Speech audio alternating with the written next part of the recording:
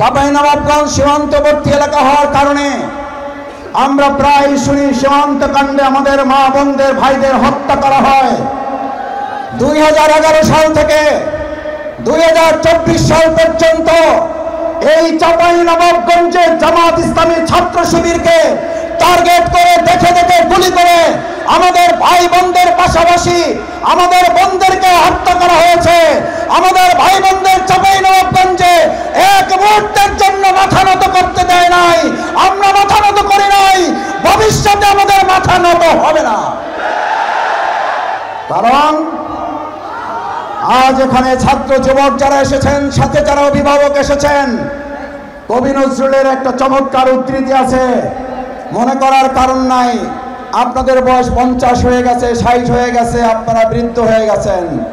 কবি নজরুল বলেছিলেন, বার্ধক্যের আড়ালে যৌবন উকি মারে। আমাদের বার্ধক্যে যারা এখানে এসেছেন তারাও যৌবনের উকি মারা বয়স নিয়ে এসেছেন।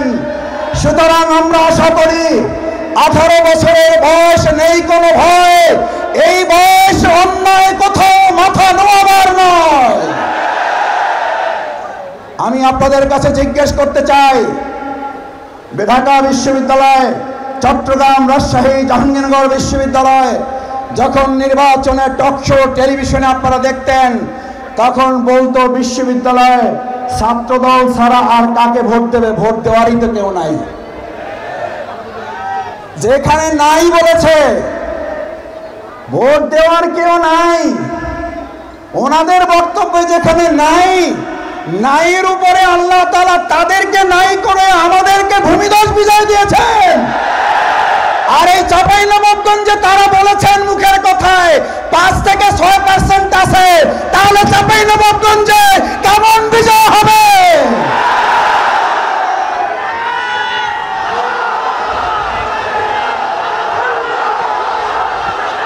আমার ভাই বোন বন্ধুগণ, আলহামদুলিল্লাহ, তাদের চাঁদাবাজির যেমন বরকত আছে, তাদের মুখের কথায় আল্লাহ অনেক বরকত দিয়ে দিছে। বিশ্ববিদ্যালয়ে নাই বলার কারণে ভূমিধস বিজয়। আর চাঁপাইনবাবগঞ্জে একজন নেতা বলেন 5 থেকে 6% আছে। আমার তো মনে হয় এখানে 100%-এর কাছাকাছি আল্লাহ বিজয় দিয়ে তাদেরকে হাওয়া করে দেবে। আমার ভাই বন্ধুগণ, অহংকারের জন্য বলছি না,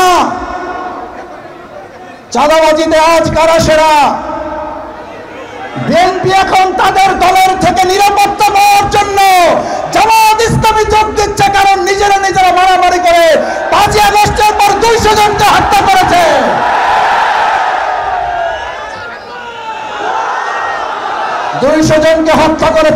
নিজেরা। আজ তার দলের কর্মী নিজের দলের কাছে নিরাপত্তা নাই, তারা দেশবাসীকে নিরাপত্তা দেওয়ার প্রশ্নই ওঠে না। চাঁপাইনবাবগঞ্জবাসী বলে, আগে 5 আগস্টের আগে আমরা একজনকে চাঁদা দিতাম, এক গ্রুপকে, এখন এখানে নাকি 4 গ্রুপকে চাঁদা দিতে হয়। আমার ভাই বোন বন্ধুগণ, 4 গ্রুপে চাঁদা বন্ধ করতে হলে নুরুল ইসলাম বুলবুল, ডক্টর মিজানুর রহমান, ডক্টর কাওয়াত আলীর দাঁড়িপাল্লা বিজয়ের জন্য আজ থেকে রাজপথে মা